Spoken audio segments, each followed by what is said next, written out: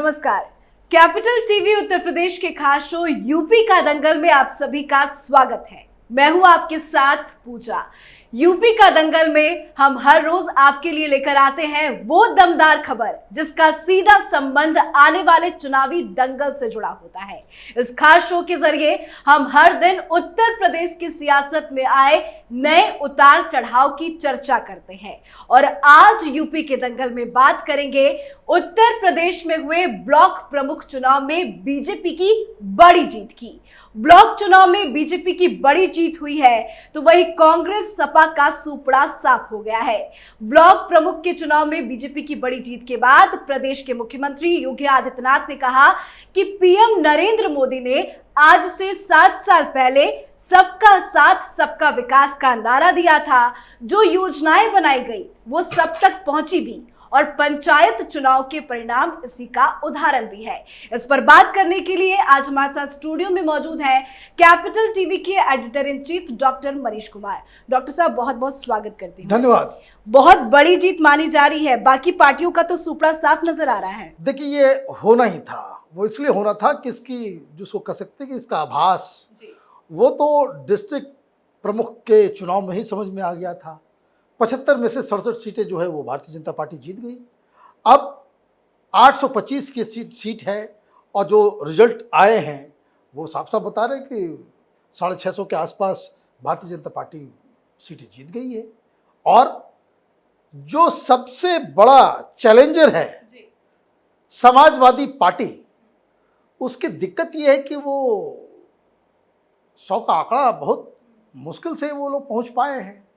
तो ये अपने आप में बता रहा है कि उत्तर प्रदेश में पब्लिक का मूड कैसा है। अब इसके नुएंसेस को समझना ज़रूरी है कि एक बात तो तय है कि वहाँ पे जो मुख्यमंत्री योगी आदित्यनाथ है वो बहुत ही पॉपुलर मुख्यमंत्री हैं। अभी एक दिन पहले सी वोटर का एक सर्वे आया, साफ साफ बता रहा है कि लोग तो बस योगी के दीवाने हैं वहाँ पे और भारतीय जनता पार्टी बड़ी आसानी से वहाँ पे चुनाव जीत जाएगी। ये अगर पब्लिक सेंटिमेंट्स होता है तो जो लोकल लेवल के जो चुनाव होते हैं उसका रिफ्लेक्शन उस पर ज़रूर नज़र आता है। अब कई सारे लोग कहते हैं कि भाई ये तो सरकारी पार्टी होती है तो लोग उसके साथ चले जाते हैं। इसमें इतनी बड़ी जीत नहीं होती। ये बात सही है कि जो जिला पंचायत के चुनाव अध्यक्ष का जो चुनाव हो रहा था तो उसमें ज़्यादातर हमेशा यही होता है कि भाई जो सरकारी पार्टी होती है लोग उसके साथ चले जाते हैं। लेकिन इतनी भारी संख्या में कि 75 में से 67 वो चला जाए उधर ही, 800 में 650 ब्लॉक स्तर पे आप जीत जाए, तो ये अपने आप में बता रहा है कि वहाँ पे पब्लिक का मूड क्या है। अब इतनी बड़ी जीत थी, ऐसे तो लोकल चुनाव में आप नहीं देखते कि मुख्यमंत्री प्रेस कॉन्फ्रेंस करता हो, लेकिन ये जीत इतनी बड़ी थी कि मुख्यमंत्री ने प्रेस कॉन्फ्रेंस की। एक प्रेस कॉन्फ्रेंस उन्होंने क्या कहा, वो अपने आप में एक पॉलिटिकल सिग्नल है कि मोदी सरकार अच्छा काम कर रही है, इसलिए मोदी सरकार की बनाई हुई सारी योजनाओं को हमने वहाँ पे लागू किया और इस वजह से जनता हमारे साथ है। तो आप देखिए कि एक लोकल चुनाव को आप जीतते हैं, प्रधानमंत्री को सेहरा पहनाते हैं, अपने कामों को भी बताते हैं कि भाई हमने जो कुछ किया है वो प्रधानमंत्री मोदी के आदेश पे, उनके गाइडेंस के तहत हमने वो सारे काम किए हैं। तो आज ये कहना पड़ेगा full marks to Yogi Adityanath कि जिस तरीके से उन्होंने ये सारा कुछ मैनेज किया। अब विपक्षियों की बात है तो विपक्षी तो वो आरोप लगाएंगे कि भाई धांधली हो गई तो ये हो गया तो वो हो गया, तो ये सारी चीज़ें चल रही है, लेकिन अंततोगत्वा जो जीता वही सिकंदर। जी बिल्कुल डॉक्टर साहब, यदि परसेंटेज की बात करें तो 100 में 80% बीजेपी को वोट मिले हैं और 20 कांग्रेस और सपा में बढ़ गए।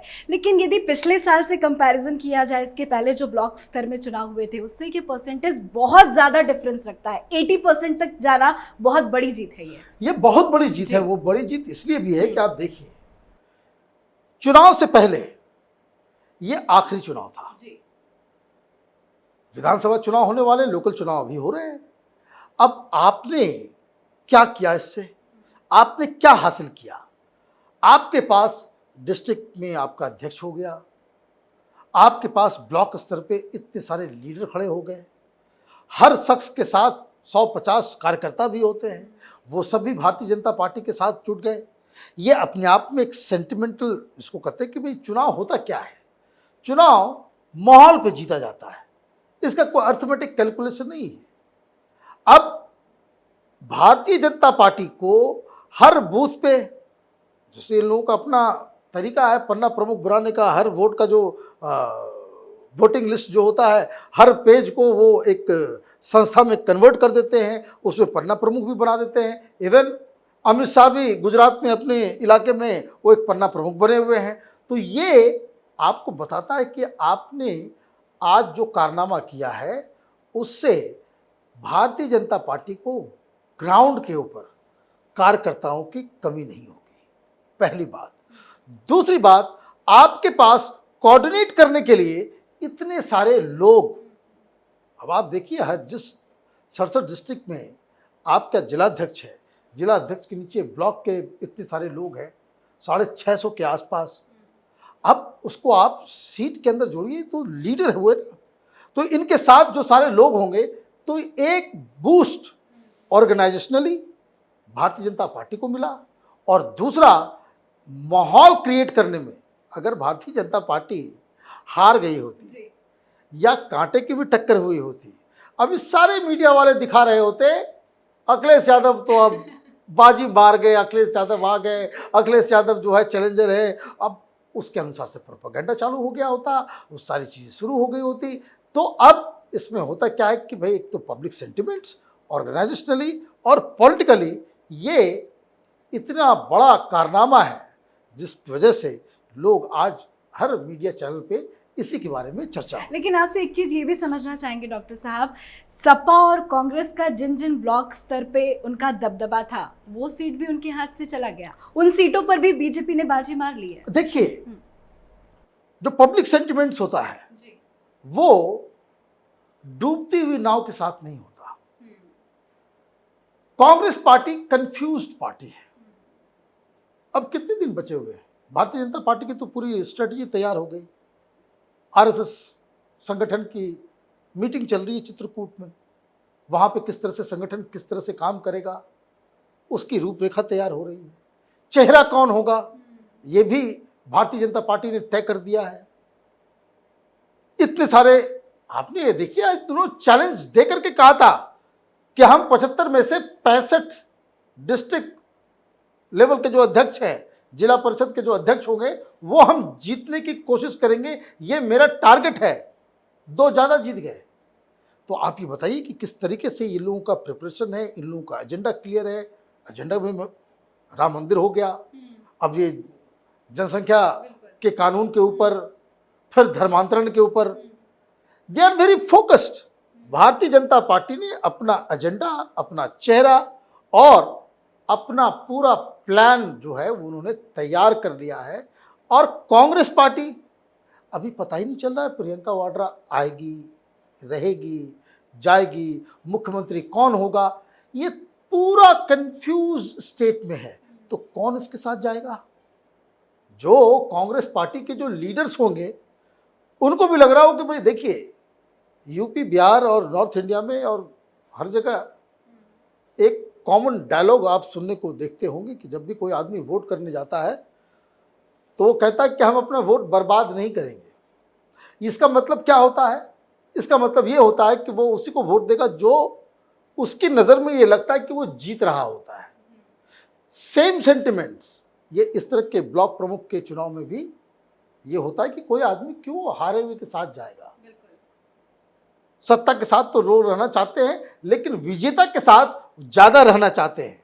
अब समाजवादी पार्टी का समझ में नहीं आ रहा है कि भाई वो क्या करना चाह रहे हैं। कभी आप देखिए, ओवैसी के साथ जाना है, नहीं जाना है, आम आदमी पार्टी के साथ जाना है, नहीं जाना है, किसके साथ जाना है, किसके साथ नहीं जाना है। और अखिलेश यादव के जो बयान जो कुछ पिछले ये कोरोना के दौरान जिस तरह से हुए हैं, वो भी कंफ्यूज सिग्नल दे रहे हैं। तो बहुत सारी चीज़ें ग्राउंड में जो माहौल बनाने में कंट्रीब्यूट करती हैं। उसमें सबसे बड़ा जो प्रॉब्लम होता है इस तरह की पार्टियों को लिए, जैसे कांग्रेस पार्टी है या फिर समाजवादी पार्टी, जो आपने सवाल पूछा, कि अगर आप जनता को कंफ्यूज्ड सिग्नल देंगे, लोग अगर आपके नीतियों, आपके चेहरे, आपके नेतृत्व में उनको जरा सा भी लगेगा कि भाई ये थोड़ा गड़बड़ है, लोग आपके साथ नहीं आएंगे। और यही कांग्रेस पार्टी और समाजवादी पार्टी के साथ इस सेमीफाइनल में हुआ है कि ब्लॉक स्तर पे भी और डिस्ट्रिक्ट स्तर पे भी लोग इनके साथ नहीं आए। जी बिल्कुल, आपने सेमीफाइनल का जिक्र किया, ये आखिरी चुनाव था, अब सीधा विधानसभा चुनाव ही होना है। पर सेमीफाइनल में जिस तरह से जो नतीजे आ रहे हैं, बीजेपी के साथ तो दाएं बाएं कोई भी नजर नहीं आ रहा, कंपटीशन में सिर्फ बीजेपी ही है। देखिए, ये दिखता जरूर है, लेकिन कभी भी कोई चुनाव आसान नहीं होता।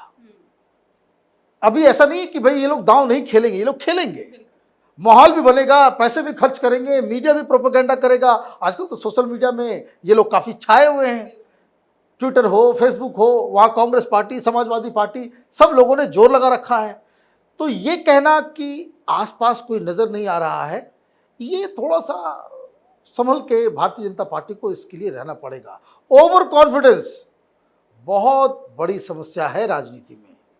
बंगाल चुनाव आपने देखा, ओवर कॉन्फिडेंस की वजह से ही ये लोग हारे। इन लोगों को ये बात समझ में नहीं आई कि भाई आप अपने एजेंडे को क्लैरिटी के साथ आप लेकर के नहीं गए। बंगाल के अंदर आप डर गए कि बहुत ज़्यादा हिंदुत्व हम लैंग्वेज का इस्तेमाल करेंगे। आपको इस्तेमाल करना था योगी आदित्यनाथ को, आपको इस्तेमाल करना था उस तरह के लोगों को जिनका हिंदुत्व के साथ जो है बिल्कुल ही पहचान है। आपने मिड रास्ता अपनाया। आप वहाँ पे सबका साथ सबका विकास भी कर रहे हैं, मुस्लिम लीडर्स को भी बुला रहे हैं, तृणमूल के बहुत सारे मुस्लिम लीडर्स भारतीय जनता पार्टी में आ गए। तो वो एक कंफ्यूज सिग्नल आपने दिया। यहाँ यूपी के अंदर भारतीय जनता पार्टी ने इस मिस्टेक को समझ लिया है और कोई कंफ्यूज सिग्नल नहीं दे रही है। ग्राउंड में समाजवादी पार्टी के साथ, उनके कार्यकर्ताओं के साथ दो दो हाथ करना पड़ रहा है, तो दो दो हाथ कर रहे हैं।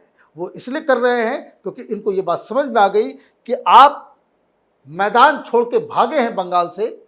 आपने तृणमूल के गुंडों का सामना चुनाव से पहले और चुनाव के बाद खुले सड़क पे आपने नहीं किया। जनता कंफ्यूज्ड हो गई। अब ये गलती नहीं दोहराई जाए।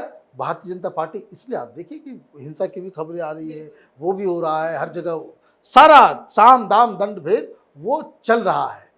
अगर ऐसा नहीं करेंगे तो विपक्षी पार्टी को बाउंस बैक करने में ज़्यादा वक्त नहीं लगता है। और मैं तो यही चाहूँगा कि चुनाव हो टक्कर का चुनाव। जी बिल्कुल, तभी मज़ा भी है, मज़ा भी आए। और हार जीत तो अपनी जगह पे है, लेकिन चुनाव ऐसा हो कि जिसे हम लोगों को रिपोर्ट करने में भी मज़ा आए, लोगों को खबरें सुनने में भी मज़ा आए, और जोरदार टक्कर डेमोक्रेसी को मजबूती देता है। जी बिल्कुल, तो ब्लॉक चुनाव में बीजेपी की जीत के सही मायनों को समझाने के लिए डॉक्टर साहब बहुत बहुत शुक्रिया। धन्यवाद। तो भारतीय जनता पार्टी को ब्लॉक प्रमुख चुनाव में बम्पर जीत मिली है। शहर की पार्टी माने जाने वाली भारतीय जनता पार्टी ने अब गांव में भी अपना दबदबा कायम कर लिया है और होने वाले विधानसभा चुनाव को लेकर अभी से ही फुल तैयारी में है बीजेपी। देखने वाली बात होगी कि आने वाले चुनाव में किसके सर पर सजेगा इस दंगल का ताज और किसके हाथ लगेगी हार की निराशा। जो जीतेगा प्रदेश, उसी का तो होगा पूरा देश। आज के इस खास शो में बस इतना ही, पर उत्तर प्रदेश के चुनाव से जुड़ी हर बड़ी खबरों के लिए देखते रहिए यूपी का दंगल। नमस्कार।